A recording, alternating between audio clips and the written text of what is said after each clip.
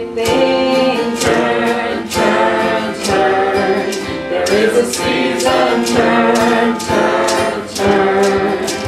A time to every purpose under heaven.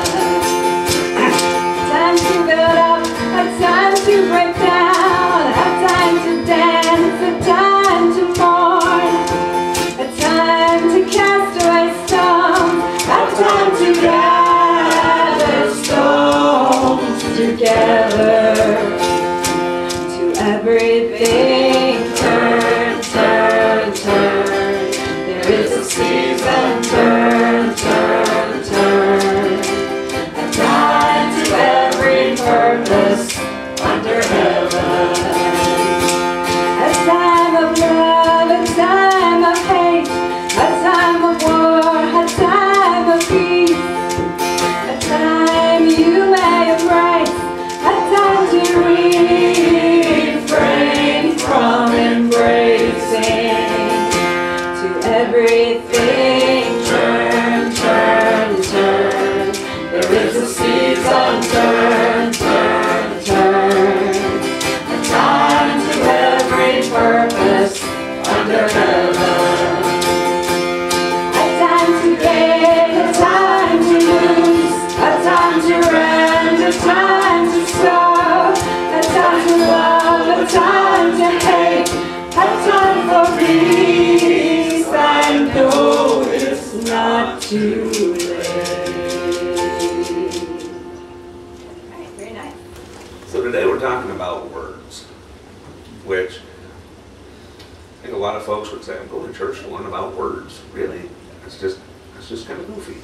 But when I think about some of the reasons that we're here is to get a better relationship with God, to get a better relationship and understanding of ourselves, to change our world, to work with the tools and the gifts that God's given us, to be of more service to other folks, to be more comfortable with ourselves, to reach that next level inside that has always seemed to, in some ways, elude us. Sometimes life feels like that Bugs Bunny cartoon where Elmer Fudd is sitting on the wagon and he's got the horse pulling and he's got this fishing pole with a carrot right out in front of the horse, and we keep chasing and chasing.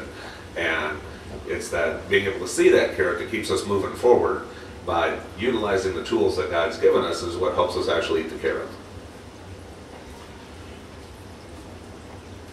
We look at the power of words. First, what a gift it is from God that we have this ability of language. We have this ability to create a word.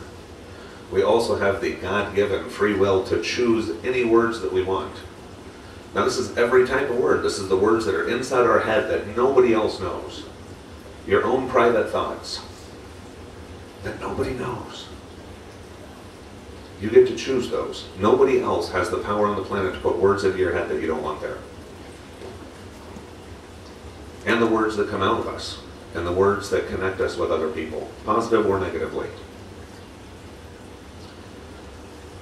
Our words often change as we change.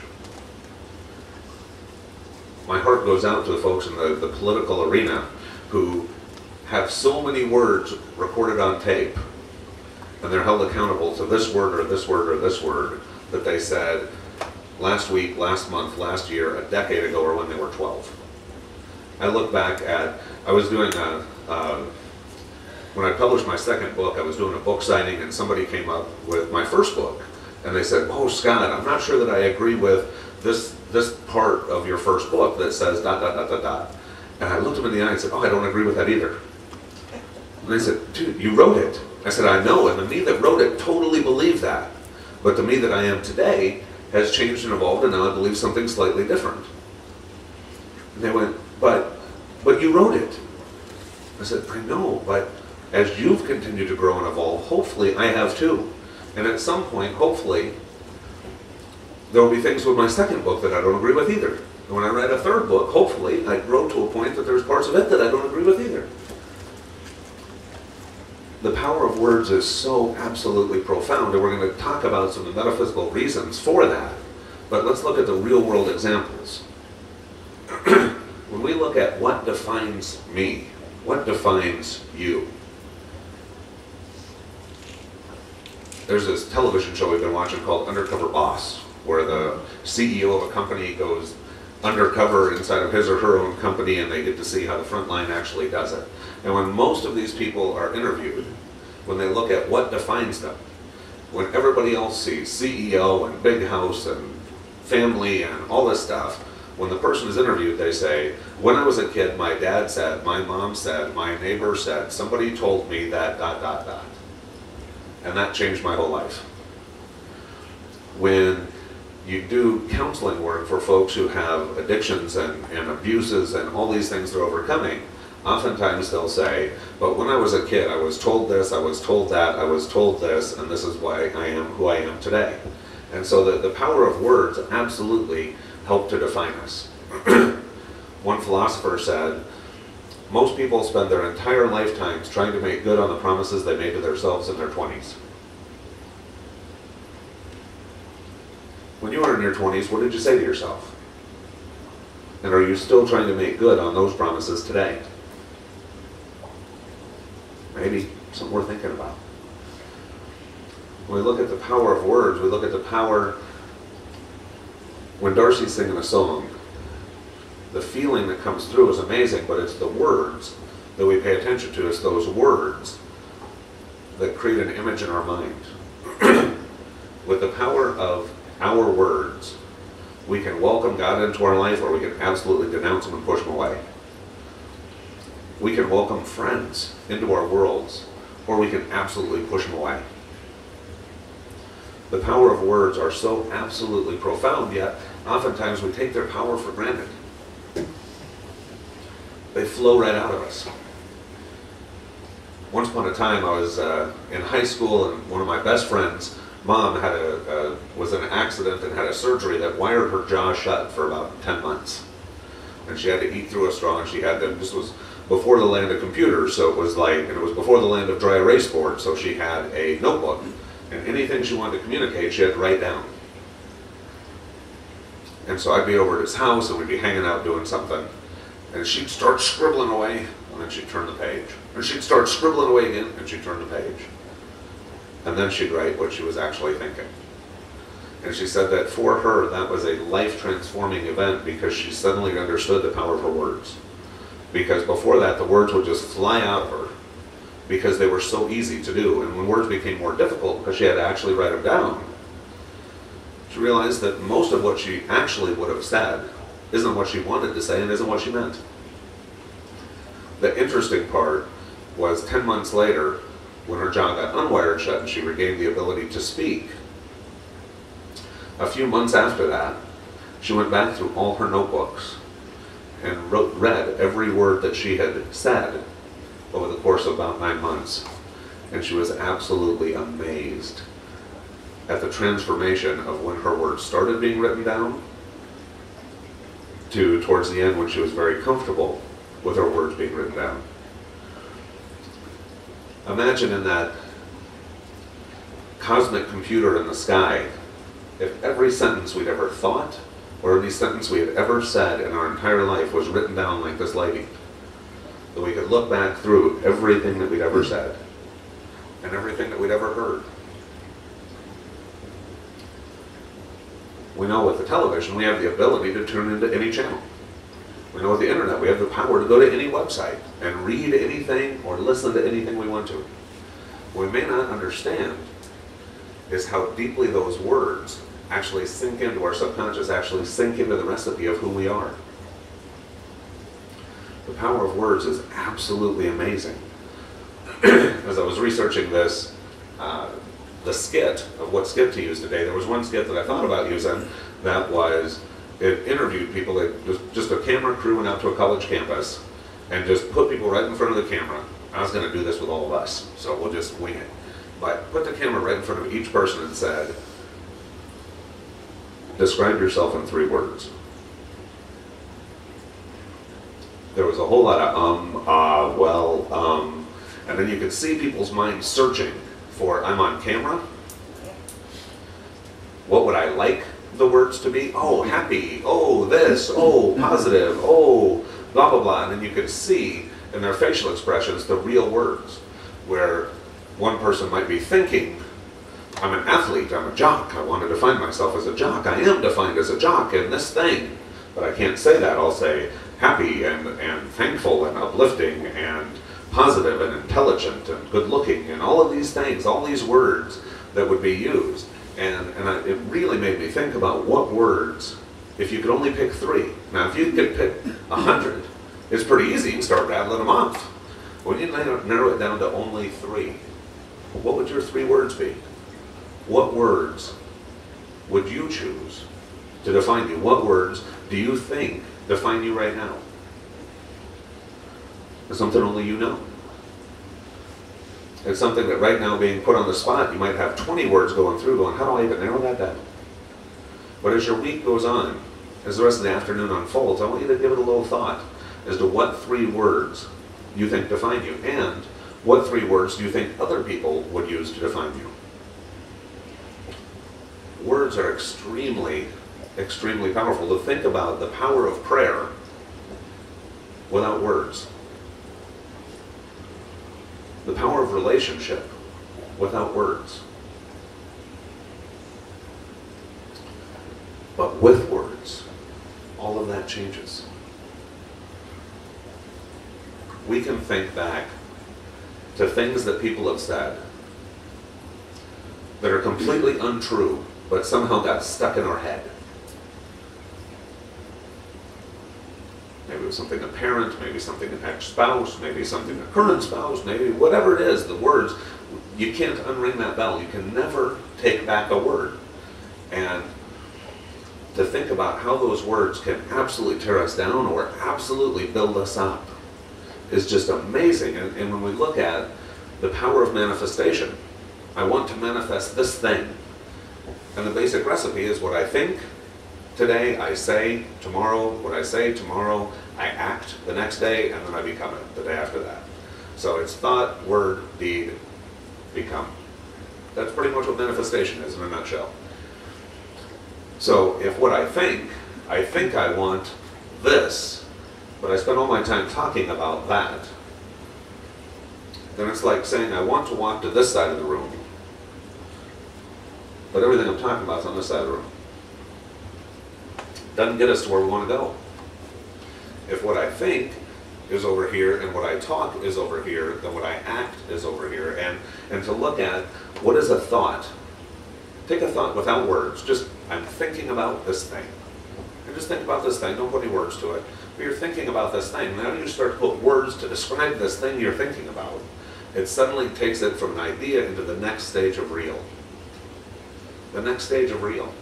Now, as we say that word out loud, or we write it down, or any of these things, now we have taken that from inside our minds, was the only place it existed, and we've birthed it into our physical world.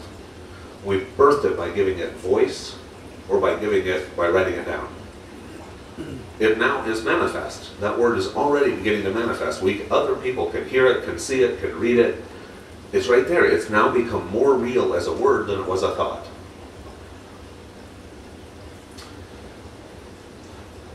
We talk about things like change your words and change your world. And in some way, we believe that because it makes sense to us. If I run around and everybody I talk to I yell at and I say bad words to, there's not going to be very many people who want to come hang out in my world. If instead the folks that I meet on the street, that I greet, anybody who comes into my world gets a kind word, there's going to be more people wanting to come into my world. Same thing's true with all of us. And it's not about being right. It's about what we want to feel. When we look back on our notebook of everything we've said, what's written there? When we look at what words we put into our minds by what we've allowed in through books, TV, internet, whatever it is, what words we've allowed in are like seeds being planted.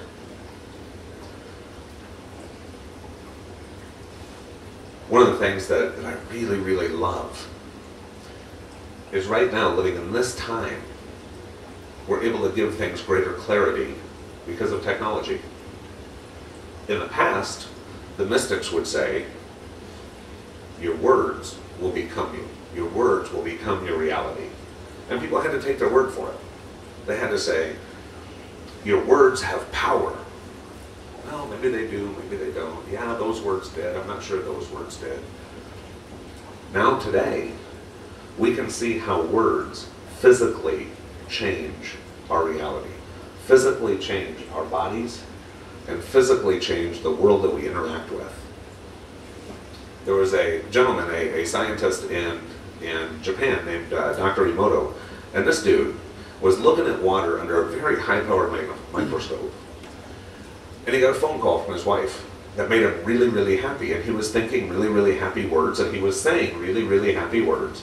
And he looked under the electromagnet, the big microscope, and doggone it, if the water molecules themselves didn't change like snowflakes. And that started down a whole different path of research. And then he started to think and say very negative words. And he watched that same water molecule transform into something that looked like a mud puddle.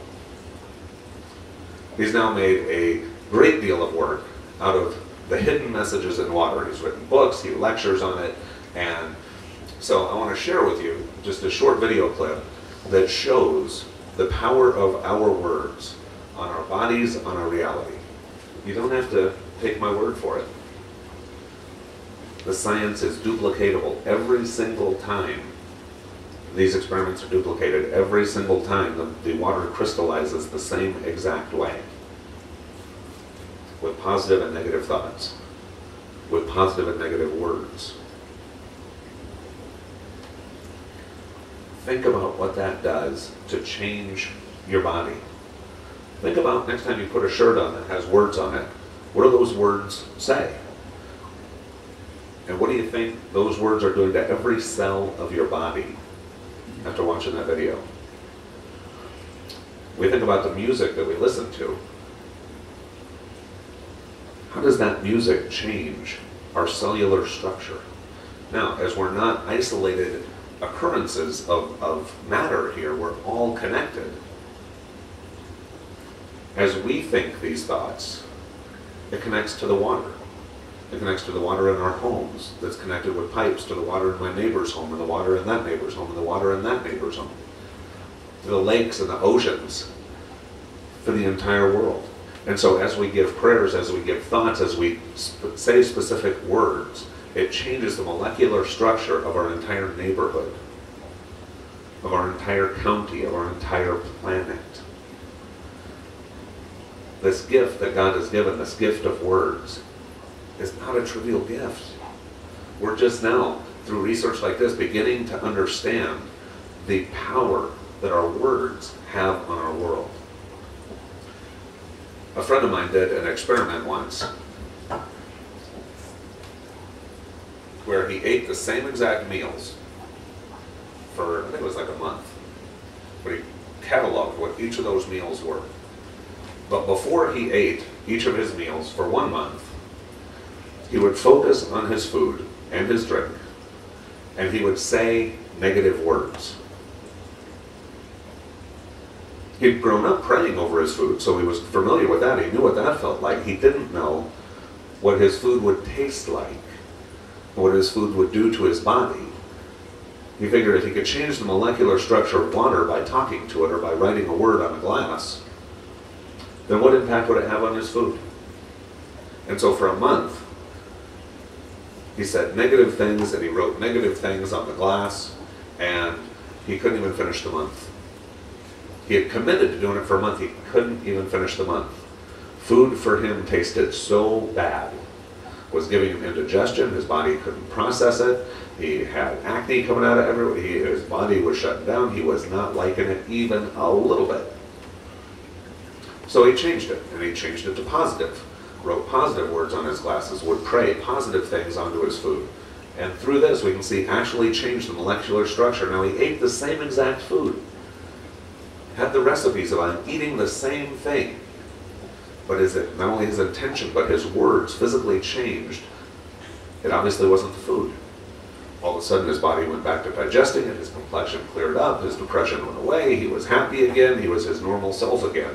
But for him, what was supposed to be a 2-month experiment, which wasn't nearly that long, absolutely transformed his world. because he could see firsthand the power of his words on one side of the teeter-totter and the power of his words on the other side of the teeter-totter. Now think about if every time you open a bottle of water, you pour a glass of water, you get yourself something to eat, if you just said gratitude, just that one word, not even a full long prayer, just gratitude, thank you. Look how that changed it. Oftentimes,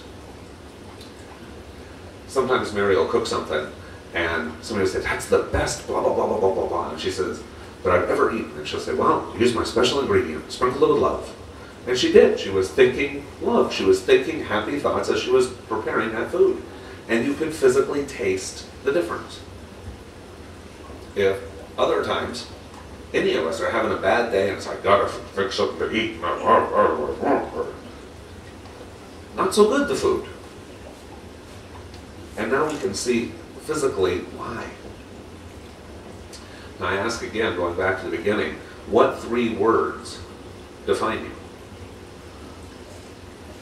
And inside your own mind, where nobody else has any business being, only you are in there. What 3 words would define how you talk to you, how you see you, how you perceive yourself? Now think about the power of these words. Think about the power that those words have to absolutely transform your life. Now, as we're all connected, if I could change the molecular structure of a glass of water by praying over it or saying something nice to it or writing a nice word on it, how can I change your water? By saying, I love you, Mark. Well, how does this change how we feel? Not just an emotional feeling, but literally raising our vibration, literally changing the physical structure of our body by the words that we choose. This week, I'm paying much more attention to my internal words. I'm paying much more attention to the words that I'm feeding my mind. And I'm paying much more attention to the impact that my words have on other folks. Because I'm seeing these words, this gift of words, as a real gift from God. Like God giving me this gift that I get to open every time I choose to think a word, or any time I choose to say a word, or any time I choose to write down a word. I would ask that you do the same. If all of this makes sense to you, that you use it, that you employ it into your life, you bring it into your consciousness. And if you choose to, I honestly believe, for reasons scientific and metaphysic and emotional and psychological and every other terminology that there is out there, that if we change our world, our words, we do and we will change our world. Thank you, God.